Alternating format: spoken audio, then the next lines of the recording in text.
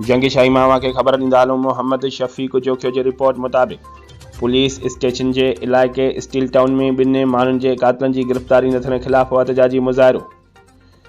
मलीर ज़िले के police steel town वारे इलाइक़े में ॻोठ सोमार जोखियो में 3 सेप्टेम्बर 2023 ते स्टेट एजेंसी के मालिक ज़वार हुसैन खोखर ऐं संदसि दोस्त हाजी अतुर खान जोखियो जे ॾींहुं ॾिठे बेदर्दीअ सां क़त्ल में मुलविस जवाबदारनि जी गिरफ़्तारी न थियण ख़िलाफ़ मक़तूल जे वारसनि ऐं इलाइक़े के रहवासियुनि पुरअमन मुज़ाहिरो करे सख़्त नारेबाज़ी कई।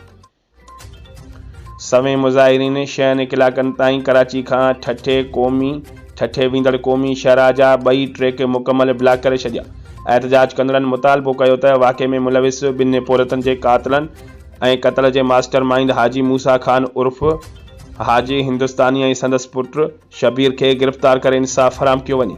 केस जी FIR में 5 जवाबदार दाख़िल आहिनि, जिन मां 1 जवाबदार जेल में बंद आहे ऐं 4 जवाबदार 2 महीना गुज़रण बावजूद गिरफ़्तार न थी सघिया आहिनि।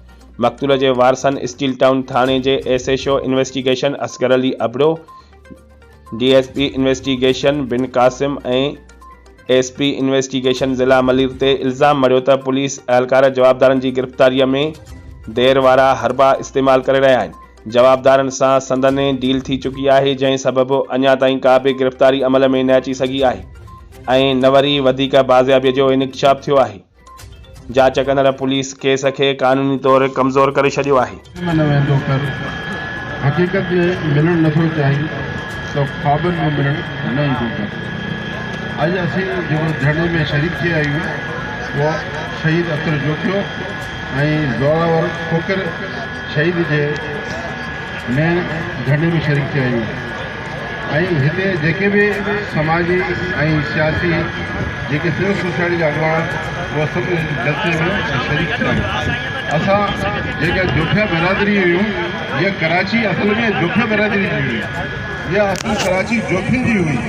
हिन जोखिन आयल कौम के इज़त ॾिनो, मान ॾिनो, पंहिंजे गले छाती से लगाए ऐं इन्हनि खे कारोबार करणु ॾिनो। अॼु इहो नज़रियो इहो मिलियो आहे त असांजा जेके जोखिया बिरादरी जा माण्हू